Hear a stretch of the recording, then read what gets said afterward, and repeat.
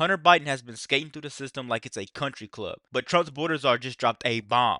He doesn't deserve a second chance. Meanwhile, the woman you're about to hear from got a life in prison for a nonviolent offense. Biden and Obama turned the other cheek, but Trump, he set her free. Before we get to it, make sure you guys are hitting the like and subscribe button because it helps me help you. Let's get right to it. She was once sentenced to life behind bars for a first-time nonviolent drug offense until President Trump stepped in and gave her the freedom she deserved. She has been just so outstanding, and I'm so proud of you. And we're giving Alice a full pardon. That means you can do whatever you want in life and just. Yeah, that's not just a signature, guys. I'm sorry to pause so early. That's a second chance. You know, the media wants you to sit there and believe Hunter Biden sat there and lied on gun forms, tax forms, all types of crazy stuff. They want to confuse you, but they will never, never push this out in the media like they should. Trump doing something good. But let's keep going, guys. Just keep doing the great job you're doing. Now, Alice Marie Johnson is leading the charge as the president's pardon czar, working to bring hope to those still trapped in a broken system. I sat down with Alice to learn more about the road ahead for reform and why redemption matters more than ever. Alice, thank you so much for sitting down with me. Your story is so incredible. When you think back on all of it, I mean, it could be a movie script. It could be a book that people would say, this couldn't even be real. Do you pinch yourself sometimes thinking about all of it? I do every single day that I walk into this building. I've gone from prison house to the White House. And it's just incredible to me that That's because Trump didn't care about headlines. He cared only about justice. Think about that. She went from prison cell to White House. Obama denied her 3 times before she was able to get in. Obama did that. You know, but they try to sit there. The media works in such a way. They try to sit there and make him this bad person. But Obama deported more illegals than he did. He denied her when she deserved justice. And unironically, she's black. But they want you to sit there and confuse you that Kamala Harris and Obama are these pro-black people. When are they going to wake up that the Democratic way is not the way? Let's keep going. life would take a full circle journey. 7 years ago, I was sitting in a prison cell. Wow. It is really remarkable. And then you're here today. You are President Trump's pardon czar. Yes. What does a pardon czar do? And how do you determine the people who you then take to the president and say, maybe you should consider a pardon for this person? It's really easy for me because I've lived it. And so the president has entrusted me with this mission to help him find those people who deserve this second chance, who are similarly situated, not just like me, but who have served enough time, who have paid their debt to society.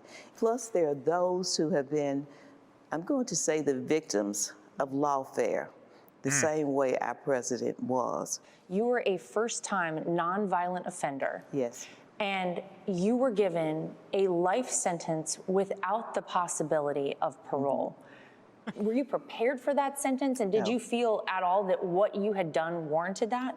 Absolutely. Really quick, guys, what do you think? Do you think that that's the right person for the job? Because I think she's going to go in there with her head straight.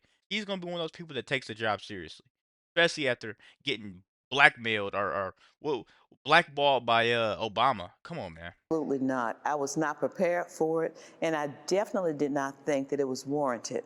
Never been arrested before, never was criminally minded.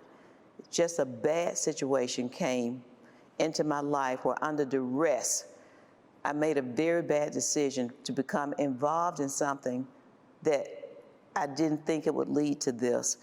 I've never sold drugs, I've never used drugs, and to be labeled with even a queen pin, if I was the worst one in history. But thank God that my case came to the attention of President Trump, and he had compassion on me. He was the first one who really pulled back the layers to my case to say, this is wrong. I had appealed to President Obama 3 times and been turned down all 3 times. But when it came to President Trump, he is the reason I'm sitting here today. You got the same sentence as serial killer Charles Manson. Worse. So why do you think you were given that sentence? They really came for me very strongly. When my attorney told me that they were offering me 3 years. He said, don't take it. He said, there's no way you're going to be found guilty because you have no money, you have no drugs. But little did I know about conspiracy, that someone can come and testify about something to save themselves, and then I could be sentenced like this. So when they told me life, Wait a minute, guys. You hear that? that someone can come and testify about something to save themselves, and then I could be sentenced like this. So when they told This me might life plus, this might be a little off topic, guys, but how do you feel about the conspiracy chart when it comes to charging people? Because I know a lot of people, whenever I see charges online of celebrities and stuff like that, they get charged with conspiracy, meaning they can make up ghost drugs of stuff that they said you may have sold, stuff that they've never found. And now with her, someone could go up there on the stand. Maybe I got this wrong. Someone can go up there on the stand and testify against you to save themselves and never saw you. She's never done a drug. She's never done a drug a day in her life. I just want to know, how do you guys feel about the conspiracy charges? That's all I want to know. Hit the comment section down below. Don't forget to like the video. 25 years, it was unbelievable. My family couldn't believe it. I thought it was a mistake. To go from this moment where you're given a life plus 25 years sentence without the possibility of parole, to 2020, President Trump giving you a full pardon. Tell me that moment when you heard, Alice Marie Johnson, you've been fully pardoned by President Donald Trump. When President Trump gave me that full pardon, I felt that my life was starting all over again, not knowing that I would be advocating and fighting so hard for the freedom of others.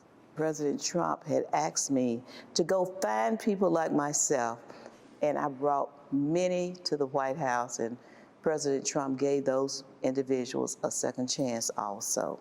Do you know the number, how many people you've allowed to have that second chance? I sent over 100 clemency and pardon petitions to the White House when President Trump asked me to look for them. Over 46 people really were able to get a second chance in life. Wow. That probably gives people a lot of hope. People who either have been wrongfully convicted, they've had a sentence like yours that just went way above and beyond anything that should have been appropriate. Do you think about yourself back whenever you were in prison and Yes. thinking, would anyone even care that I'm here?